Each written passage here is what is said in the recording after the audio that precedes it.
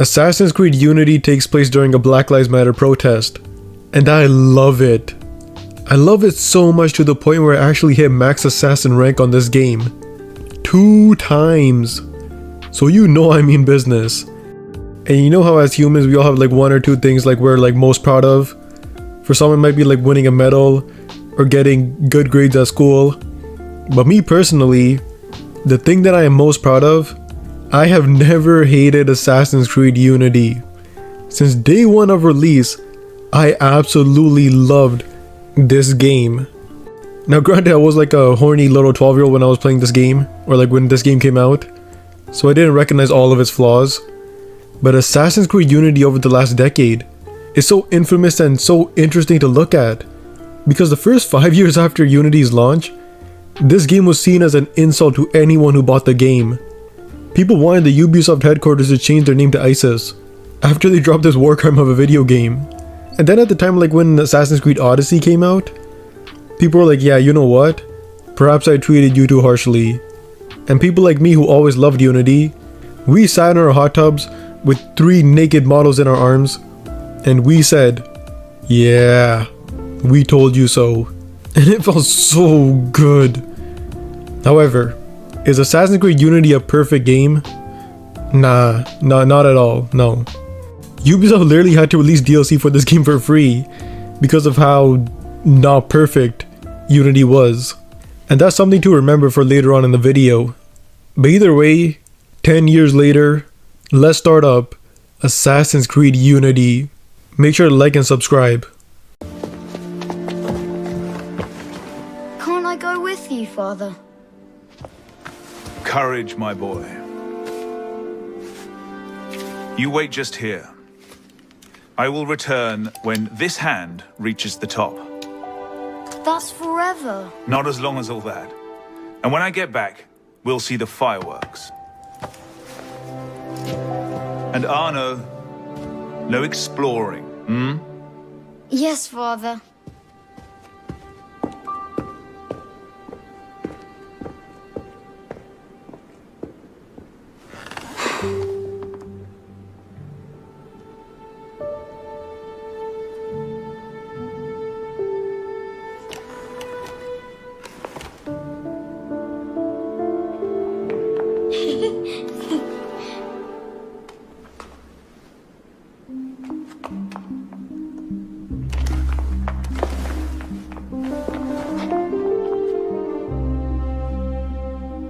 My god, was this how you start an Assassin's Creed game?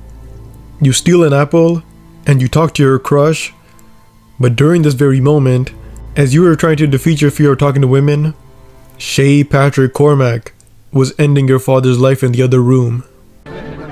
Arno? Where have you gone? You're the traitor. I'm just finishing old business. Old Connor and his assassins. The American Revolution undid your Templar business. And perhaps we shall start a revolution of our own. Like I said, this is how you start an Assassin's Creed game. Now this isn't totally like unique. Assassin's Creed 2 starts off very similar, with like the whole like revenge plot thing. And later on we did also have like a few games that also had that revenge plot. But this one in Unity is actually different, because Unity's, the very next scene, has almost nothing to do with the revenge plot, but has all to do with showing off the full of life personality of Arno Victor Dorian. Can't win fairly at cards, so you stoop to thieving, you bastard! Calm down, Victor. I've only come for my watch. It's my watch. I want it fairly. Well, in a just world, Victor, I would agree with you, but this is not a just world. This is France. You're a dead man. Oh, step lightly there. You'll hurt yourself.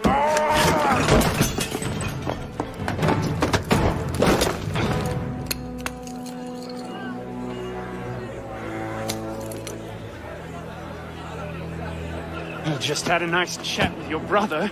You go. Fetch the marshals. Hold on a minute. Diable.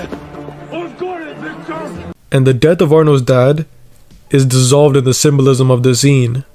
But Arno really early on just shows the larger than life character he is, just like our boy Ezio and Edward. His character, or at least as of right now, this is gonna change later on, is an escape. And during the French Revolution, an escape is much needed from the Black Lives Matter protests happening out here. This is a very bloody period. And seeing Arno not only trying to live day by day in this like corrupt broken world, but doing it with some sort of direction and laughs and giggles is what makes you want to keep playing this game. He's honestly very similar to Jack from Titanic, who instead of knowing his place, he makes do with what he can. I couldn't sneak through a sewer in these threads, much less a ball. Here, here, mon ami. Let me take care of that. Well, thank you, young man.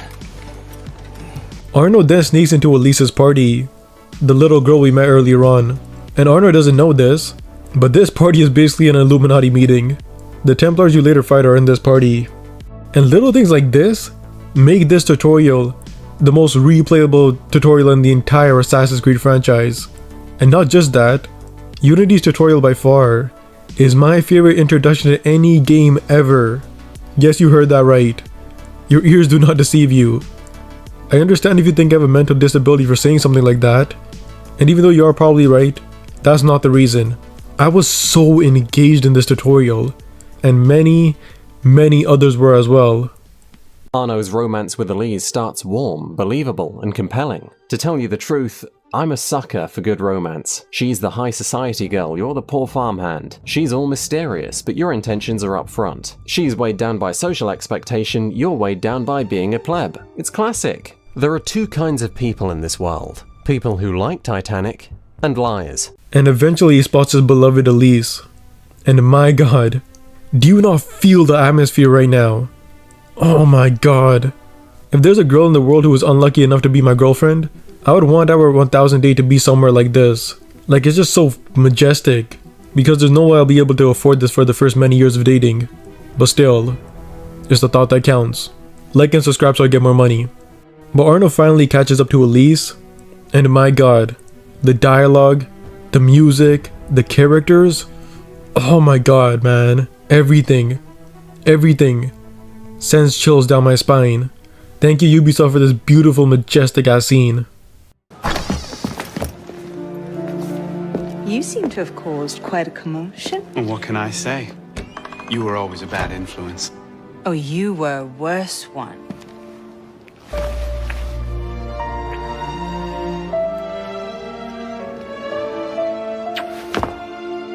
Are you wearing one of my father's suits? Are you wearing a dress? Don't even start. I feel like a mummy wrapped up in this thing. Must be quite an occasion to get you so fancy. It's not like that. Truth be told, it's a lot of ceremony and pontification. Dull as dirt. Well, when you don't invite me to your parties, everyone suffers. I did try, but my father was adamant. Your father? Go. I'll distract them. What? You're kicking me out? It's complicated. I'll explain later, but for now, out the window. Oh, no. You're not turning this into a repeat of that apple orchard. Stop being such a baby. I'm sure there aren't any guard dogs this time. Go.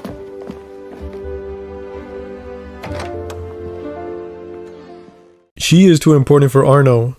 Arno is too careless for her. And it's making this dynamic perfect.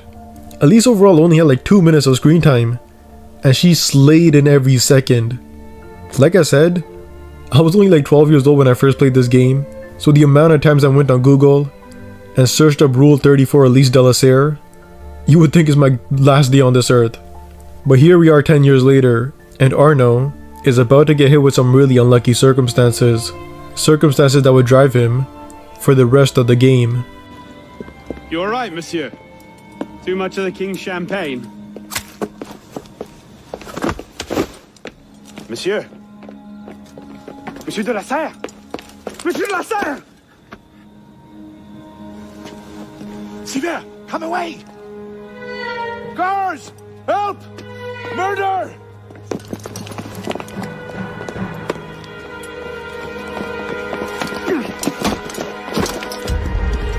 Bon Dieu, he's killed Lord de la Serre. So then Arno gets thrown in prison for something he didn't do. Don't worry, Arno. OJ Simpson feels your pain, bro. But it's not that bad. We meet a cool guy. His name is Bellic, and he calls me Pisspot. I think he's my friend. And he teaches me the war between the Illuminati ninjas versus the Catholic priests. And I'm not gonna lie, this was my favorite introduction to the Assassin versus Templar conflict in any game. And Assassin's Creed 2 is pretty basic, but it's kind of alright, you know? Uncle Mario just tells you, hey, you know those weird white hooded people that look like the KKK? Yes, those are assassins. And your father was one of them, wow. And Assassin's Creed 3, Connor learns it from like Achilles for the most part. In Assassin's Creed 4, Edward kinda just fucks around and finds out. But in Unity, you get a reason for everything, including Eagle Vision. Give me what's mine, and go back to your crazy drawings, old man. Drawings. He's here. Everywhere. Scribbled like chicken scratches all over this cell. Where?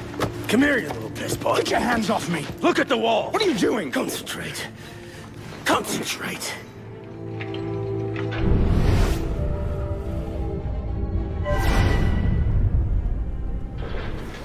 What are they?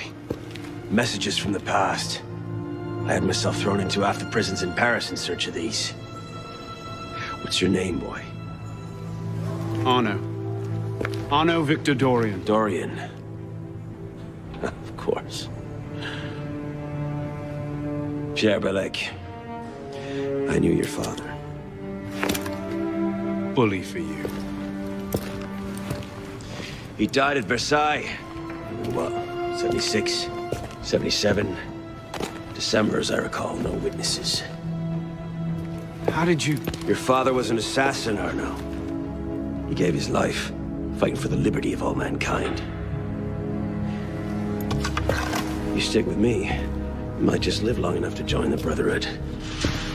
Honor your father's memory. Listen, I'm sure your little cult is a delightful bunch, but I'm not interested. And opportunity does sometimes sound like cannon fire, and the escape begins. This is obviously a real life event that happened. It's just as real as the Lisbon earthquake from Assassin's Creed Rogue, which there was many casualties. The rise of the Borgia family in the Ezio collection, which also caused many casualties. And the Travis Scott concert in Fortnite, which also had many casualties in real life. And yeah, I always love it when Assassin's Creed games push the narrative through real life events. It adds so much more like immersion to these games. And I gotta be honest, the Assassin's Creed franchise literally makes real life history so much more cooler. Because now you're like, oh, the George Washington guy. Yeah, he's the guy who argued with Haytham back in Assassin's Creed 3. And I don't know, I just love that. But Arno goes back to Elise, and after the insane events that just took place with her father's death, possibly by the man she loved, she is not happy. And Ubisoft genuinely just tugs on our heartstrings. Please?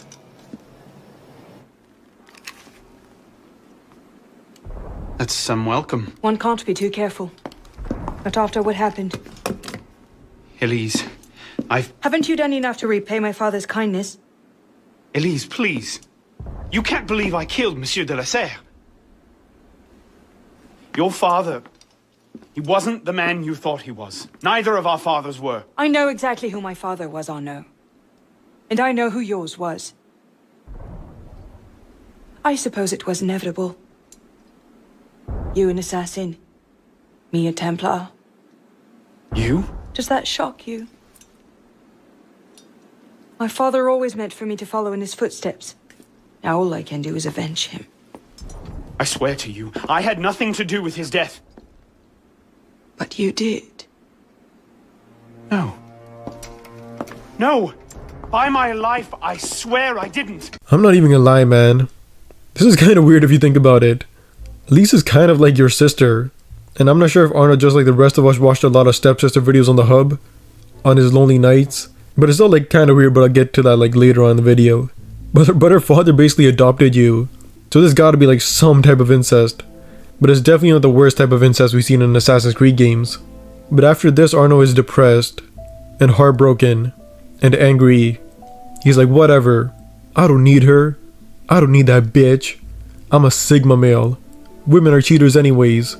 I'm gonna be a better man. So he listens to a bunch of Red Pill podcasts and goes to the KKK, or the assassins or whatever, and they give him some drugs, and he has a bad trip, but he eventually comes out of it, reborn as an assassin.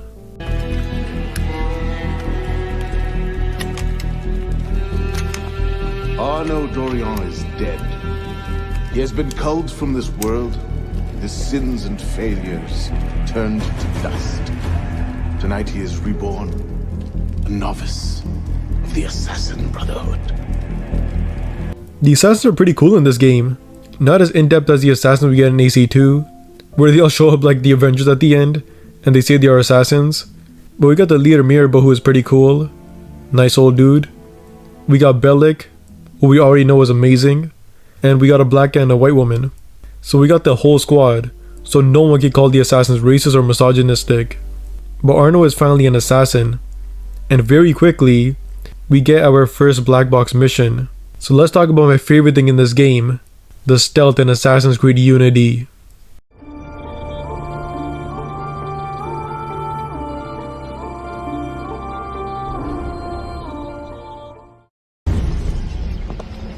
What's our plan?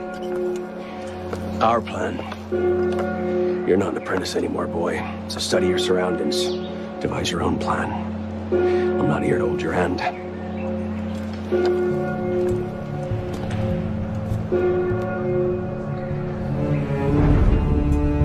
No targets unreachable. Out of the way.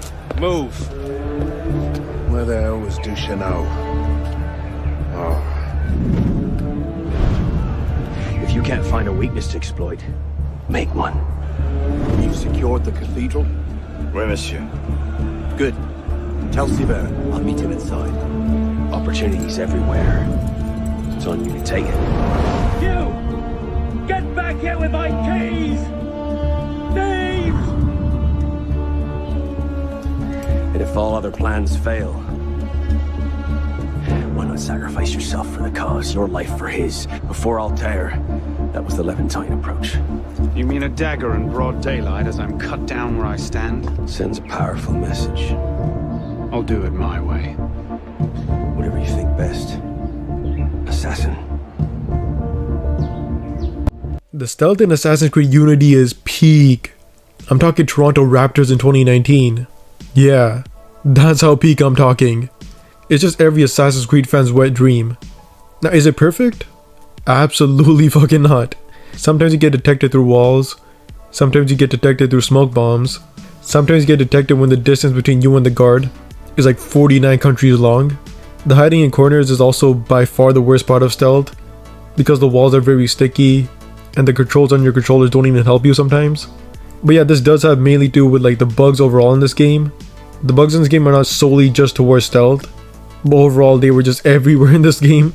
Now, in the years since the game's launch, it has seen many patches and improvements, though it's not perfect. I've said this before, I think it is playable now and it is ready to be enjoyed, but there are still problems. For example, at this very moment that I just paused the game, you can see in the distance, there's just a chunk of building missing. See that? Right above his head? There's just a piece of the building missing. There's also the occasional frame drop. There are NPCs that go crazy. If you look in the distance, right above Arno's head, you can see pop-in from NPCs like crazy. And bear in mind, this is running on a PC that costs about $5,000 to purchase new. So it's not a hardware issue, it's a software issue. And there are tons of problems still present today. Now the bugs are like another topic. The bugs are absolutely the main reason why this game was incredibly despised at launch. You couldn't walk 3 feet without seeing something interesting, and it was just brutal.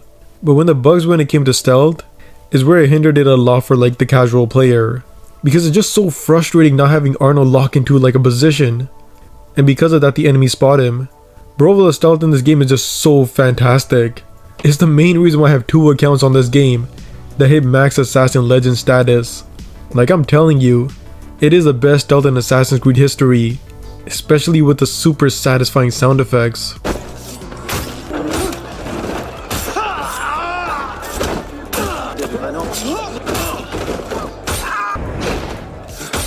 stealth also has a lot more depth. I mean, you have the Phantom Blade, which is basically like a better version of the hidden gun from Assassin's Creed 2. And I mean like a lot better version of that, because what the hell was even that?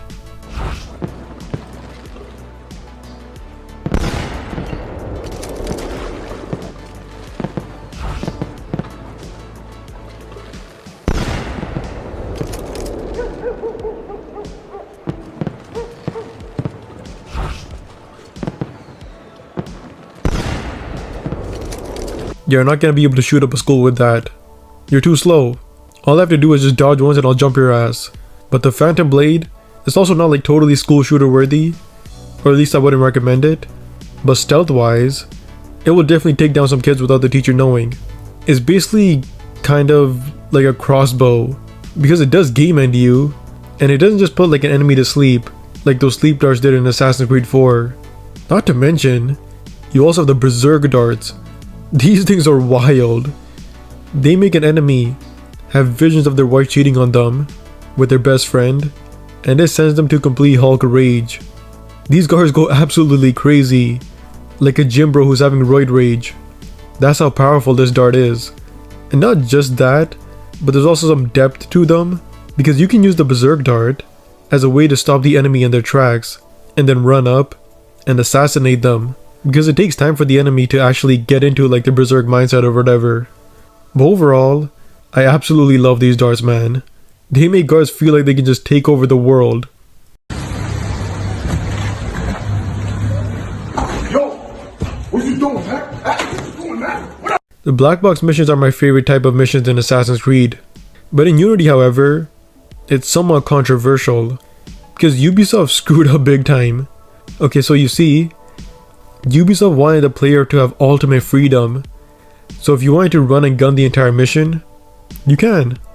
If you want to speedrun the entire mission, if you want to assassinate all the guards before the main target, you also can.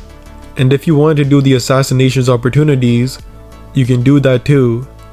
The problem was that Ubisoft kind of screwed up big time with this, because I imagine an overwhelming majority just tried stealthing into like a palace and kill a few guards, get caught, throw a smoke bomb, and just kill the target. Because the options are optional. They weren't promoted that much. But believe it or not, if you want to play these assassinate the main target missions, just like how you played them in the Ezio games, where Ezio finds a unique way to assassinate the target, then all you have to do is do the optional assassination opportunity. So if you're someone who says, yeah, all Unity's missions look the same, racist. But that's because the only difference between these games is that Ubisoft gave you the freedom to do it your own way. You have that freedom. And unfortunately for us, we all use the freedom to do the missions in the most boring ass way possible. Because some of the coolest and most unique moments in the entire franchise happen in these unique assassinations.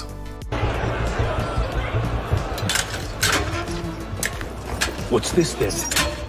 I believe it's called a rescue. Why?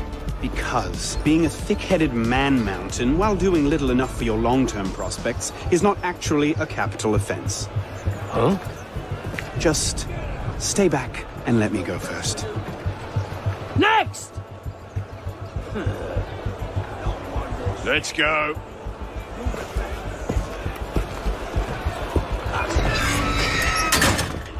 Don't I know you, boy? I doubt it. Trap him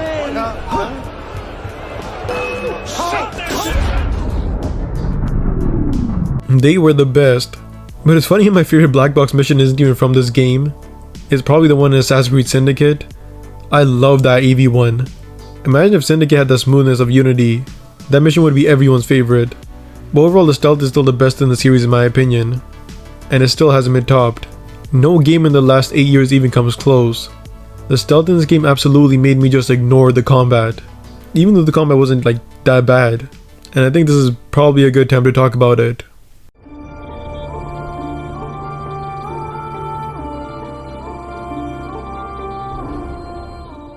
The combat in this game is very different from the combat in the last two games.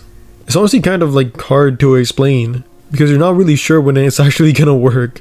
Unity's weighty combat is an extreme departure from Assassin's Creed form, and like the parkour, it is a resounding success. Although, unlike the parkour, that might be a little controversial. Unity's fighting is slow. Every other game has been quite the opposite. Unity's fighting is challenging. Every other game hasn't been to anywhere near this extent. The combat overall in this game is a change I actually really enjoyed seeing.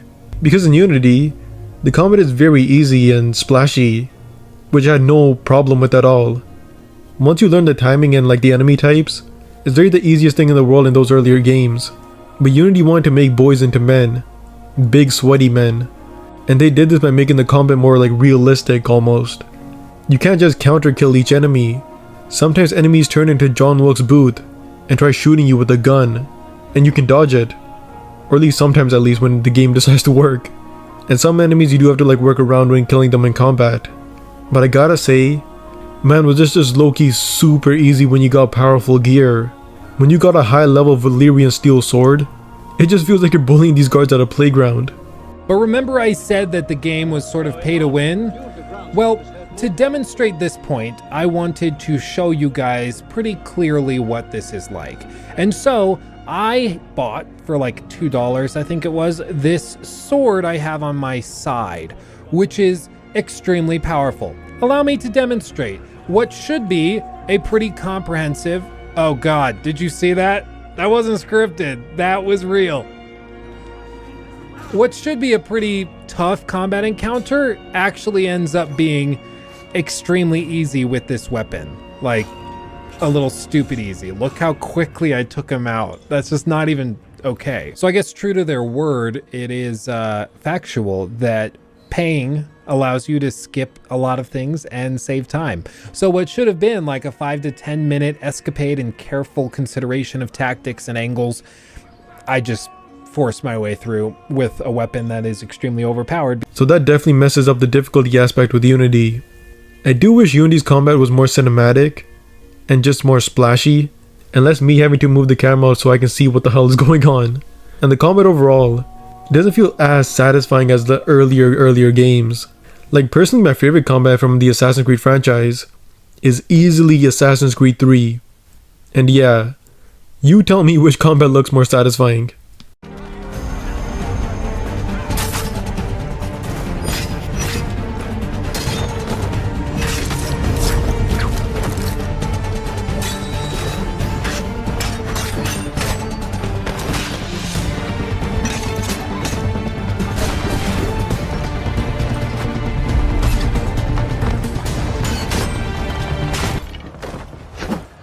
You down. Oh, I should throw him in a dungeon. I'll break those bloody legs. Oh.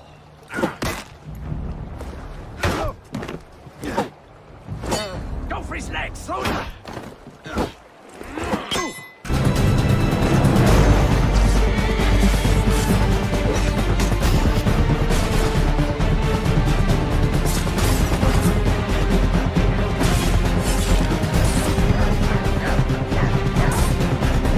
Bottom.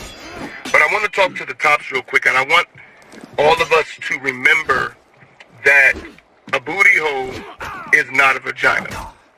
And we have to be a little bit more sensitive and cognitive of what we're actually diving into. And it's so easy to become excited and to just want to rush in, but you can't do that with every booty hole. Some booty holes you gotta eat.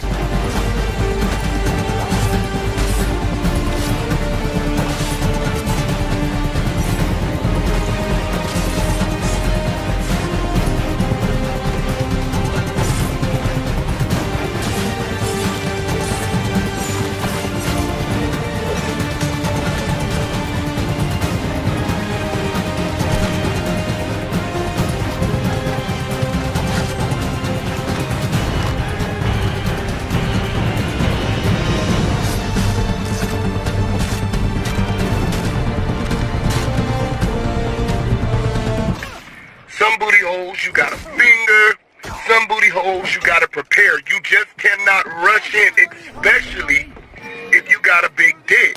But the combat in this game just feels so much better than games like Valhalla, where the combat in those games is just very like gamey. It doesn't really care about looking clean. looking cool. It just makes you want to know that you're playing a game, and I guess have some fun. But I didn't really like it. And not to mention, the bugs in Assassin's Creed Unity did not help with the combat, especially with co-op. The buggy combat in co-op made me want to chop my dick off. So let's just talk about the infamous co-op from Assassin's Creed Unity.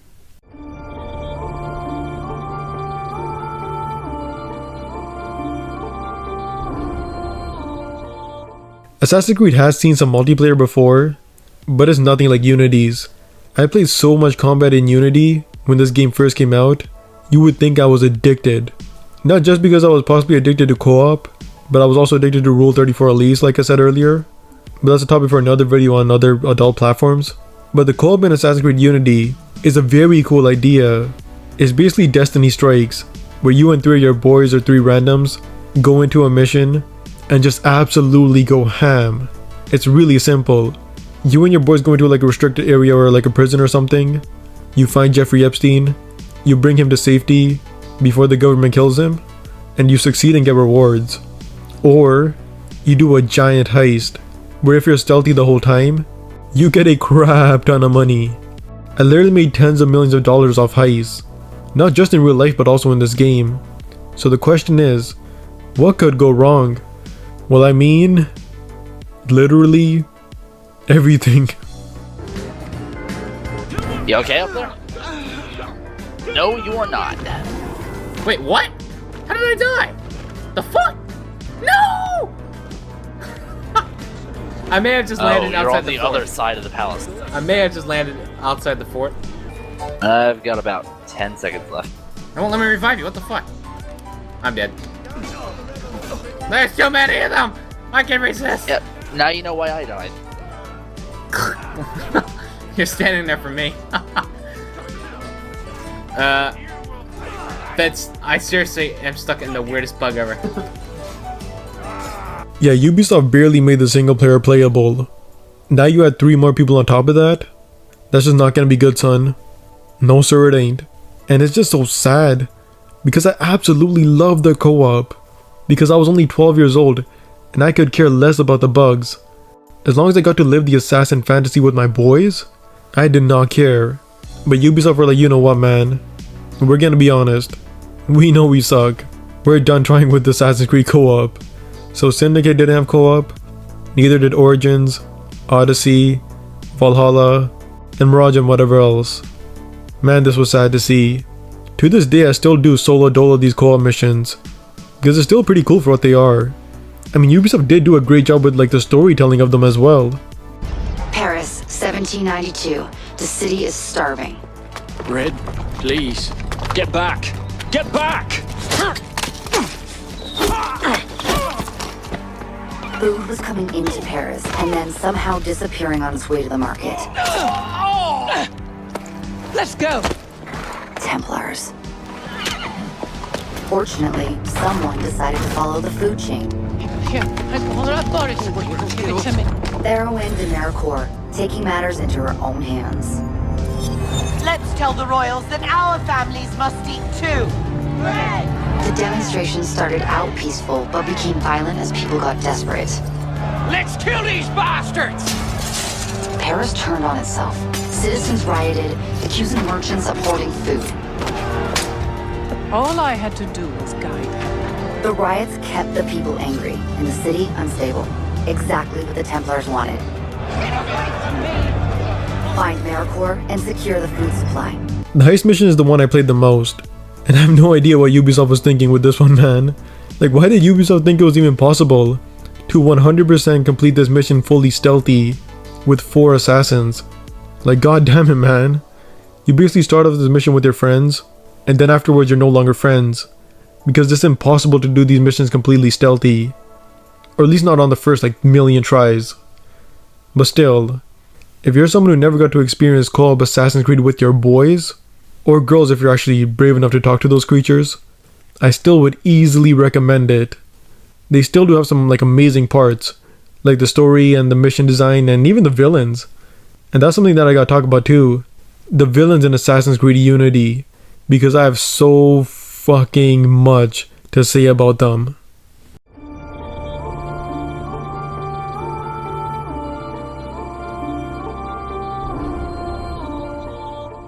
Now, I actually recently made a video about the villains in Assassin's Creed games, so I don't really want to repeat myself too much from that video. But man, the villains in this game were just some complete donkey ass. Which is crazy to say, because this is Ubisoft. Ubisoft have written some great villains in Assassin's Creed. No! Come to Dio! Mi scongiuro, pietà! Nessuno ha pietà! Dai, maledetto! Fuori! Fuori! Fuori!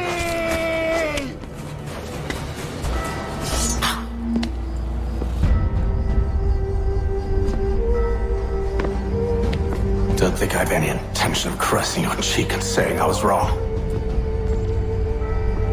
I will not weep and wonder what might have been. I'm sure you understand. Still, I'm proud of you in a way. You've shown great conviction, strength, courage. All noble qualities.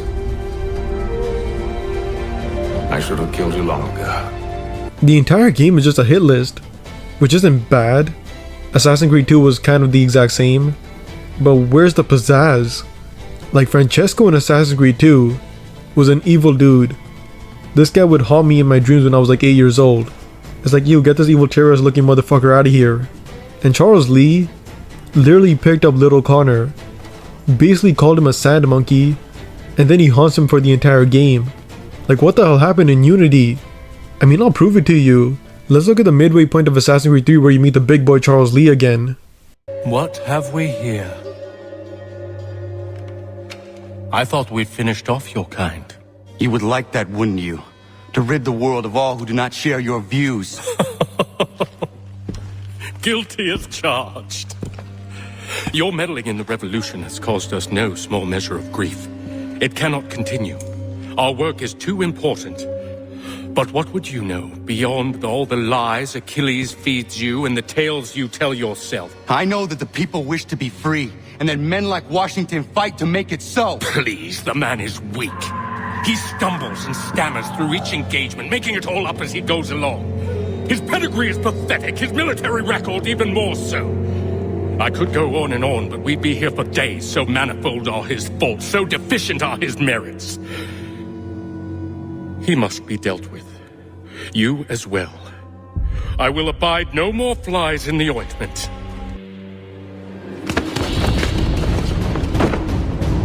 All those years ago, the child in the forest was you. I said I would find you. And so you have. But not quite as you had expected, am I right? You know, all of this might have been avoided had you only done what I asked. But what's done is done. Like, that scene is fire. Flames, man. And I know this isn't gonna be a complete one-to-one example, but let's look at the midway point of Unity, where we meet Germain. Monsieur Germain, the silversmith. Thank God. They've been holding me for months. Please, get me out of here. First, I need to know about this. We've no time. I'll tell you all I know once we're away. But we must leave before the guards return. Fine, let's go. No! They'll be watching the front entrance. We'll have to go downstairs and across. Follow me then, and stay quiet. Again, it's not a full like equal comparison, because one dynamic already developed like a rivalry, and the other is just you finally like meet this like weird looking dude who has two different colored eyes and he's just saying some random things. But now that we got that out of the way, I want to show you a real comparison with the same villains. Both of these happen around like the 85% mark of these games, and you tell me which one is better. Again, let's start off with Charles Lee. The Patriot leadership shall soon fall, either into our service or into the...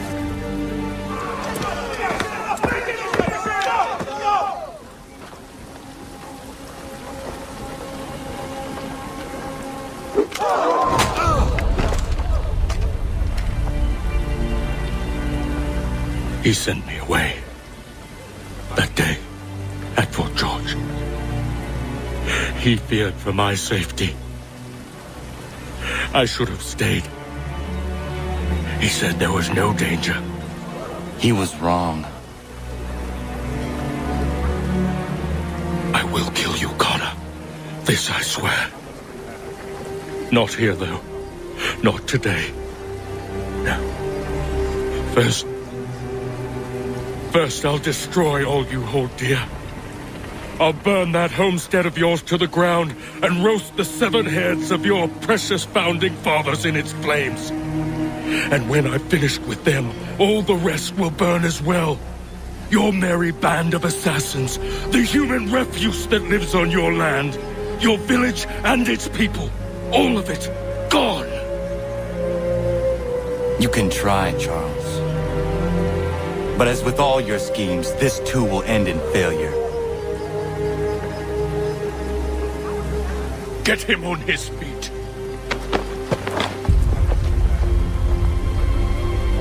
He will wait. He will watch.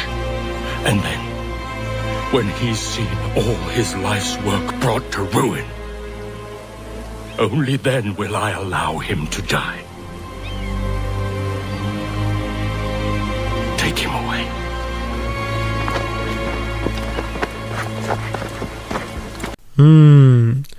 Juicy, crispy, hot, bouncy. Now let's look at Jermaine. Hello, Arno. Monsieur Germain.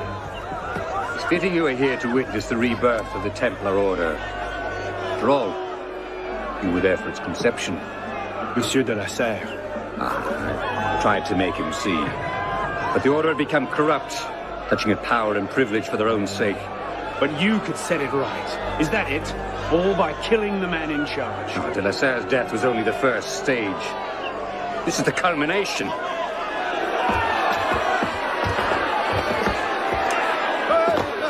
Je meurs innocent. Messieurs, je suis innocent de tout ce dont on m'inculpe. Je souhaite que mon sang puisse cimenter le bonheur des Français. Kings. Really a symbol. Symbol can inspire fear, and fear can inspire control, but men inevitably lose their fear of symbols, as you can see. This was the truth de Molay died for. Divine right of kings is nothing but the reflection of sunlight upon gold. And the Triune Church are ground to dust. Who you control the gold will decide the future. Jacques de Molay. Vous êtes vengé. I must take my leave. Good day to you. Kill him. Yeah, like cool. The climax of the scene isn't even seeing Jermaine. Like I couldn't care less of this dude. I'm Arno Victor Dorian, goddammit. All I care about is getting into Elisa's pants. Nothing more, nothing less. But don't worry, I'll get to that later on. But overall, that's kind of what makes me mad about Assassin's Creed Unity. Because we already had an established villain for Assassin's Creed Unity. Did Ubisoft just forget who that was? Uphold the principles of our order, and all that for which we stand. Never share our secrets, nor divulge the true nature of our work. Do so until death, whatever the cost. This is my new creed. I am Shay Patrick Cormac, Templar of the Colonial, of the American right. Like, come on, Ubisoft. It was right in front of you. Either way, you know what's crazy when comparing Charles Lee to Jermaine? Is that Charles Lee isn't even the main antagonist of Assassin's Creed 3. Or at least arguably. I think Haytham is. But I can't compare Haytham to Jermaine. Because comparing Haytham to Jermaine is like comparing like the military force of United States of America to the military force of my local preschool. Haytham stomps on Jermaine. And so does like Cesare Borgia and like the Pope and all like the other guys. Like it's actually kind of funny and weird to see how like everyone universally dislikes Jermaine and just classifies him as like a boring ass villain. Jermaine had the potential to be a complex and formidable opponent for Arno and the assassins. However, his motivations and characterization fell flat, failing to engage us in the way that previous games' villains had. Although he does get an interesting boss fight and is actually the reason for some of the game's most emotional moments, neither is enough to make this villain any more memorable. But you know what's crazy? Almost all the Assassin's Creed 3 sub-villains are better than Jermaine. Like even the minor villains. Like someone please tell me why this drunk slob Thomas Hickey from Assassin's Creed 3 has more depth than the main antagonist of Assassin's Creed Unity.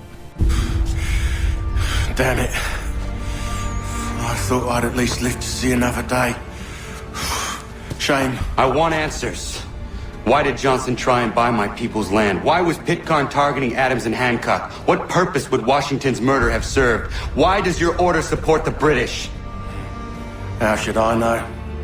The Templars, Lee, the big man, Haytham, they has the money. They has the power. That's the reason I threw in with them. That's the only reason. Sure, they have some sort of vision for the future too. I didn't give a damn about any of that. They can sing their songs about mankind and its troubles. They can make their plans and spring their traps.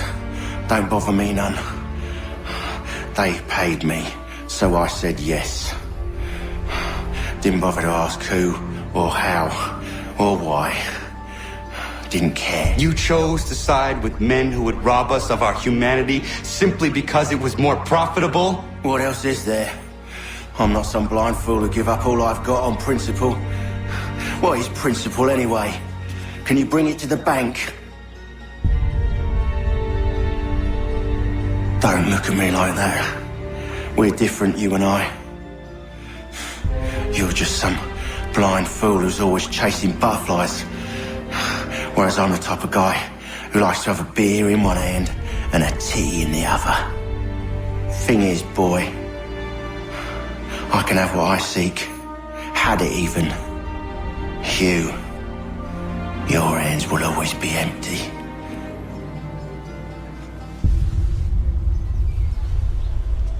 Like goddamn man, why couldn't they just make Jermaine have a cutscene where he lines up like 200 people and just shoots them? That alone may have just done enough. They really did not care at all, did they? And the minor villains in Unity are even worse.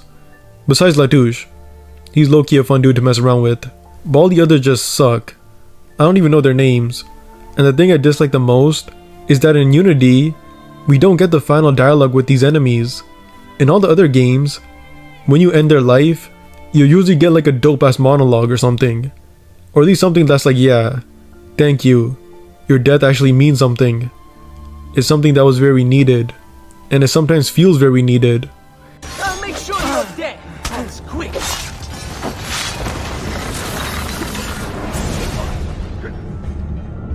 What are you and your allies planning? Is this what my father discovered? Is this why he was killed? I'm sorry. Were you hoping for a confession? Pezzo di merda! Vorrei solo che avessi sofferto di più! Hai avuto la fine che meritavi! Spero che Enough, Ezio! Show some respect. Respect? After all that's happened, do you think he would have shown either of us such kindness? You are not Fieri. Do not become him. Che la morte ti dia le pace che cercavi. Requiesca in pace. Those can really change the direction of the story, or even the character, and it's just the endings. Villains are a huge component into crafting an amazing story, and Unity just failed at this.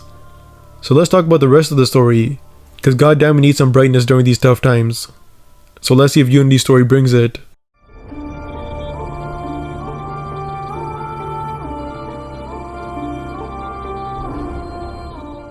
The story after Arno joined the Assassins is simple. Kill one dude, then kill the other dude, and then probably kill like one other dude, and just keep going until the end. Or at least that's how some people explain the story.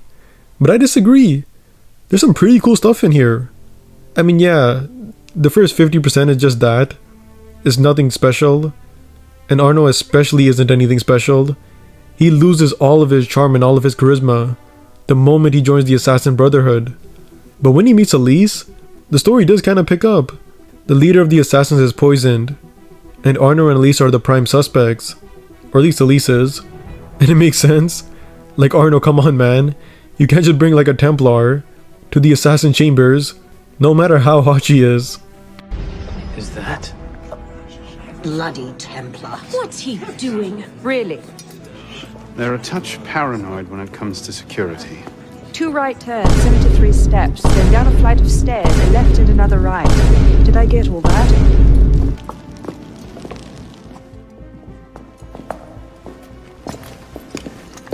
What the hell you done this time, pisspot? The Templars have marked her for death. So you brought her here? The Brotherhood has resources, manpower. Shut up! Well, what have we here? My name is... For heaven's sake, take that blindfold off. Ridiculous. And yeah, Miraboo gets poisoned, and I don't like how Arno immediately defends Elise. But either way, Bellic was the one who poisoned him, our old friend, and damn, I just love this so much. Took you long enough, pisspot. Bellic. Should've known it'd be you that'd find me. Only question is, what happens now? You poisoned Miraboo. He poisoned us! Peace with the Templars is a fairy tale. And you're the only one who can save the Brotherhood? You think it's the first time this has happened? The first time that the Assassins have been forced to purge their leadership? The first time that the Order has built itself back up from nothing to power? No. Masyaf, Monteriggioni, the American colonies. It's all happened before. And we have risen anew, stronger than ever. But now, we've lost our purpose, Arno. We mired ourselves in politics and revolutions, but we're not a nation. We're an army. And in an army, making peace with the enemy is called treason. No, I'm not the only one that can save the Brotherhood. We can. Together. Bellic. You know I can't do that. That's a pity. It's really cool, because Bellic is right. Elise poisoned Arno, and Arno is basically ruining every part of the Assassin Order for his love for Elise, and Bellic knows. And when you game end Bellic, it's honestly sad, because he's right. Arno is the problem here. You can't just fight off the enemy if you're trying to get into the enemy's pants. That's like if Donald Trump wanted to stop the threat of nuclear war with North Korea, and instead of doing anything about it, he just messages Kim Jong-un, "I'm lonely, I'm bored, hook me up, I'm only 1 mile away in your area." It's just not gonna work. So Bellic's death is actually like really sad. But after his death you get something really cool. Napoleon is in town, baby. Finally an interesting character again. And would you look at that? Even Arno has some of his charm back. Maybe Napoleon rubbed off on him.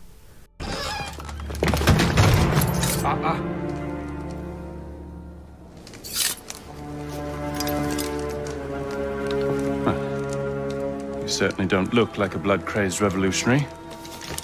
The hood is a bit sinister, though, if you don't mind my saying. Serving as rear guard, are you?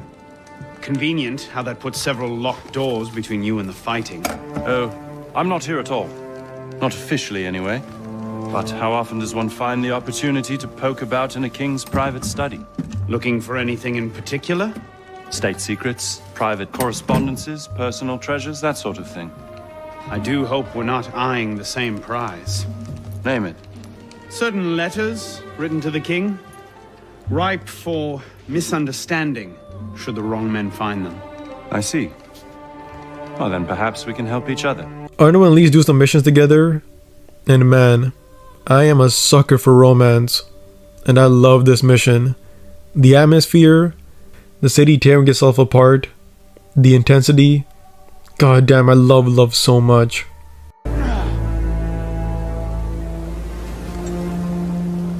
Next time, I plan the escape route.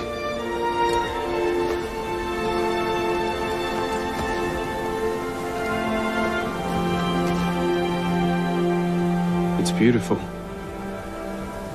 From up here, you'd never know the nation is tearing itself apart. Can things ever go back to the way they were before, do you think? Do you? After everything that's happened? Everything we've lost? So that's it then. The course of history forever altered, never again to return. Maybe we can't go back. But going forward isn't necessarily an ending. Elise,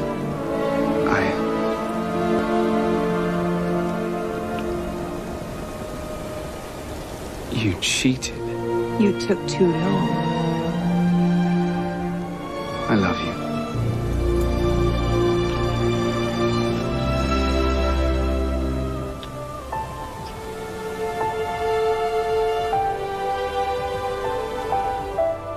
And then after that, nothing really happens.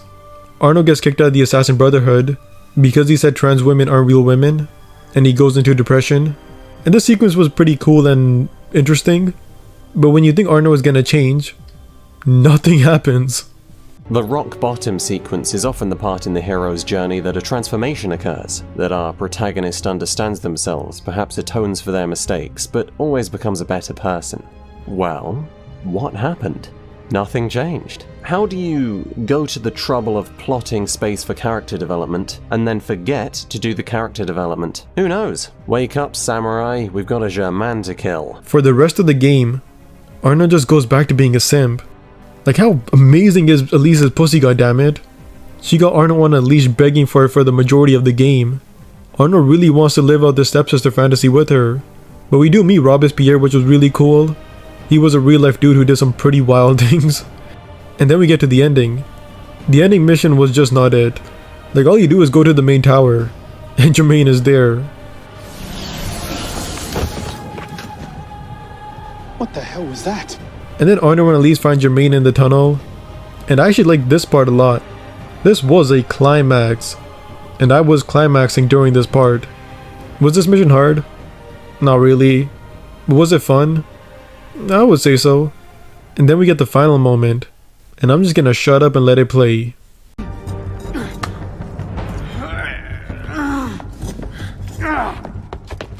no! I'm stuck!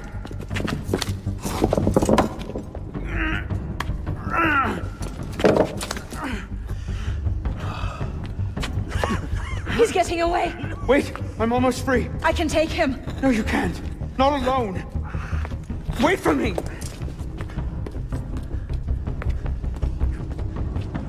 I'm sorry. Elise!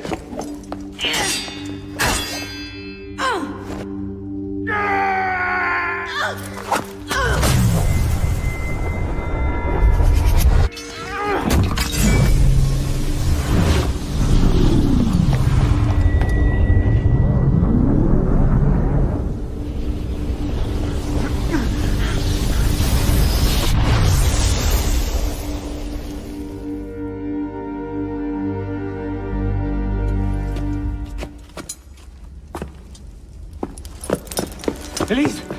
Elise! Elise! Elise!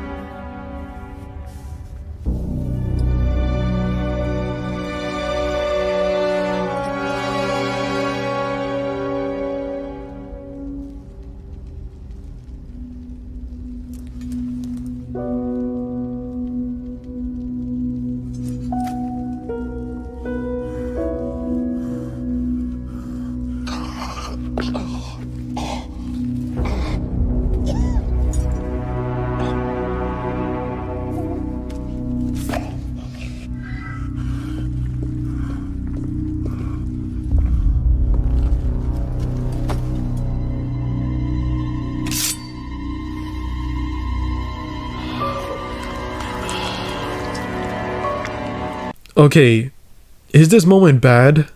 No. But why? Ubisoft, you had a perfect opportunity to make this ending a 10 out of 10. I'm not saying it's bad, but the 10 out of 10 ending was right in front of you. All you had to do to make this ending a 10 out of 10 is just switch the dialogue. When Arno was trapped, Arno should have been the one to tell Elise, no, go kill Jermaine. You wanted this for years. Go kill him. And Elise should have been the one to finally realize, no, I love my stepbro Arno more than I want to kill Jermaine. And that's it. That would have been peak character development. But no, both of them say the exact same thing they've been saying since day one. And Elise dies stubborn, and Arno stubbornly watches. Like, why, Ubisoft? Why? We have already seen this play. You think you'll be so careless now, knowing how close at heel we are? You were given a golden opportunity to end his life, and you refused to take it. To save your life? It isn't yours to save. What are you saying? I'm willing to risk everything to put Jamal down. If you don't have the stomach for revenge, then I don't need your help. Elise. Elise! Arno is sad. I'm sad. But I really did enjoy Arno's speech at the end. It may have not been as good as like an Ezio speech from like Assassin's Creed 2 or like Assassin's Creed Embers, or even like Connor's deleted speech in Assassin's Creed 3, but it is one of the best monologues in the entire series, and one of the most underrated in gaming, I would say. It truly shows what Arno has learned, and it shows that he's actually more of like a grey character than like an actual like good guy hero, and I like it. His monologue is much more realistic than Ezio's, and I'll take that as a big W. The creed of the Assassin Brotherhood teaches us that nothing is forbidden to us. Once, I thought that meant we were free to do as we would, to pursue our ideals no matter the cost. I understand now. Not a grant of permission, the creed is a warning. Ideals too easily give way to dogma. Dogma becomes fanaticism. No higher power sits in judgment of us. No supreme being watches to punish us for our sins.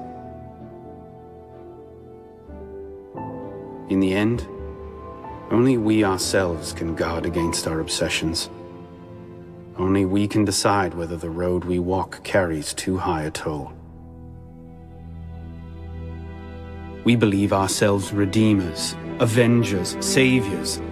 We make war on those who oppose us, and they in turn make war on us. We dream of leaving our stamp upon the world. Even as we give our lives in a conflict that will be recorded in no history book. All that we do, all that we are, begins and ends with ourselves.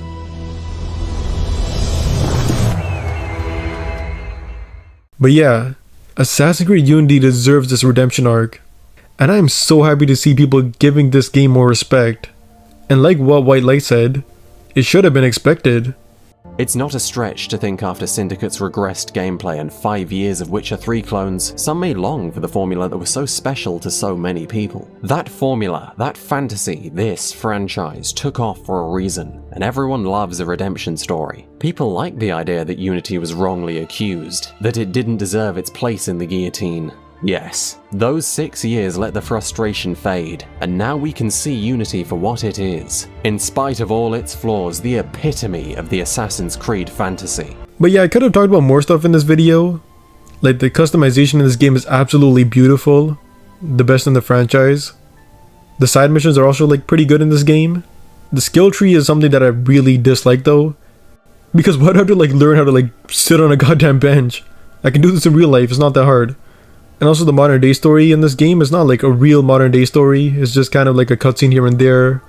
And you got those like really cool like World War II kind of missions. But it's not really as important to Unity and the redemption of this game. And a lot of you probably really want me to discuss the parkour of this game. But there's so many videos on the parkour that go so much more in depth that I just literally could not do it in this video. And there's just no way I can do the parkour the justice it deserves for this game, like those other YouTubers can. So like watch them if you're like into the parkour. But obviously I love the parkour in this game if you couldn't tell.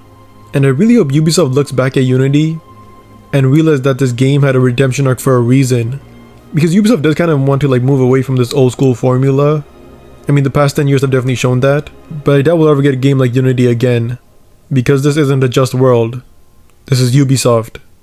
my watch. I want it fairly. Well, in a just world, Victor, I would agree with you, but this is not a just world. This is Ubisoft. But yeah, a lot more Assassin's Creed videos coming out in the future.